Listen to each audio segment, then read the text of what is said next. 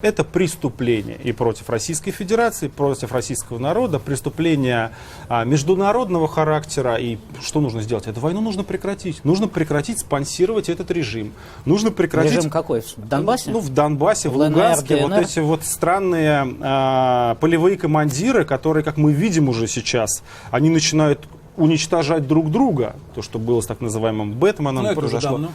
Ну, мозговой. Мозговой и так далее. Совсем недавно произошел. Поэтому мы видим, что без спонсорства России, там, финансового, организационного, там, укрывательства этих людей, это все достаточно быстро загнется. Наверное, для того, чтобы прекратить это все, нужно сделать некоторые болезненные вещи. Ну, видимо, придется дать иммунитет и разрешить въехать на территорию России тем людям, которых украинские власти не простят уже никогда.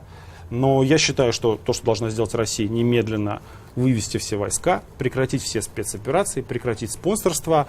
На самом деле, а не вот ритуально, как это делает Лавров и Путин, заявить, что это все часть Украины, это все должно прекратиться как можно скорее. Это все нас затягивает в какую-то пропасть, и это не приносит счастья никому.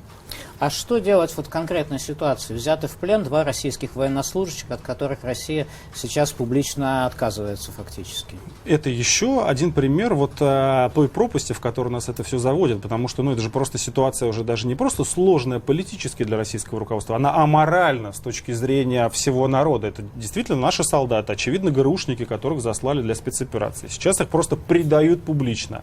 Понятно, что они занимались нелегальной деятельностью, но даже шпионы, какие-то разведчики, они занимаются нелегальной деятельностью. Их, тем не менее, признают, возвращают, и этих нужно обменять. Я считаю, что они должны быть обменены, например, на Савченко. Ну, тут есть вот эта проблема, наверное, последний вопрос в этой теме.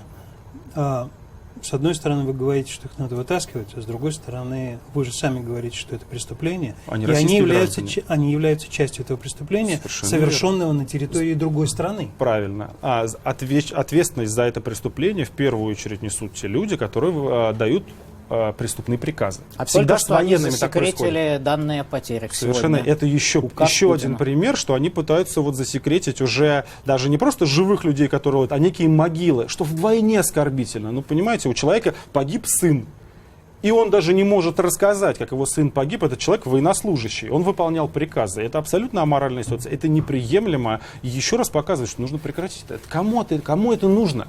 Это не нужно никому.